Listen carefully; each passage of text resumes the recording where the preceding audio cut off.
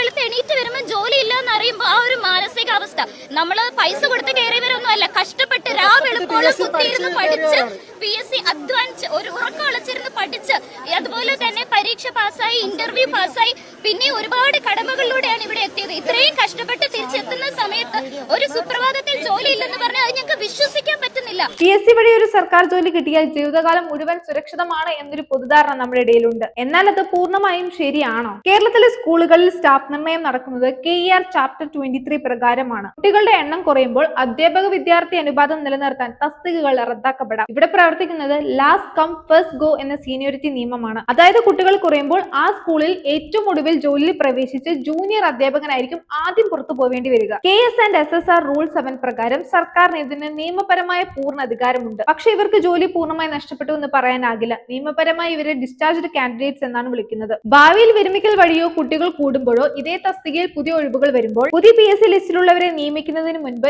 ഈ പുറത്തുപോയ അധ്യാപകരെ വേണം ആദ്യം തിരികെ വിളിക്കാൻ. ഒരു റാങ്ക് ലിസ്റ്റിൽ ഉൾപ്പെട്ടു എന്നതോ താൽക്കാലികമായി ജോലിയിൽ പ്രവേശിച്ചു എന്നതുകൊണ്ടോ മാത്രം തസ്തികകൾ ഇല്ലെങ്കിലും ജോലിയിൽ തുടരാൻ ഒരാൾക്ക് അവകാശമില്ലെന്ന് സുപ്രീം കോടതി വ്യക്തമാക്കിയിട്ടുണ്ട്. എന്നാൽ Padmanabhan versus state of Kerala എന്ന കേസിൽ പുറത്താക്കപ്പെട്ട ജീവനക്കാരന്റെ അവകാശം പുതിയ PSC ലിസ്റ്റിലുള്ള ആളുകളെക്കാൾ മുകളിലാണ് എന്ന് കേരള ഹൈക്കോടതി വിധിച്ചു. സാധാരണയായി സർക്കാർ സൂപ്പർ ന്യൂമററി തസ്തികകൾ വഴിയോ പുനർനിയമനം വഴിയോ ഇവരെ സംരക്ഷിക്കാറുണ്ട്. എന്നാൽ ഇതിന്റെ മറുവശം എന്നാൽ പുതിയ ഒഴിവുകൾ വരുമ്പോൾ നിലവിലെ ലൈവ് PSC റാങ്ക് ലിസ്റ്റിലുള്ളവർക്ക് അവസരം നഷ്ടപ്പെടുന്നു. ഫലത്തിൽ കഷ്ടപ്പെട്ട് പഠിച്ച് ലിസ്റ്റിൽ കയറി കാത്തിരിക്കുന്ന ഉദ്യോഗാർത്ഥികൾക്ക് പ്രതീക്ഷകൾ ഇല്ലാതാകുകയും അവർക്ക് സമരവുമായി മുന്നോട്ട് പോകേണ്ടി വരികയും ചെയ്യുന്നു. അപ്പൊ അത്രേ ഉള്ളൂ. ഇതുപോലുള്ള ഇൻഫോർമേറ്റീവ് വീഡിയോസ് ഒക്കെ നമുക്ക് വീണ്ടും കാണാം. Like, share and subscribe.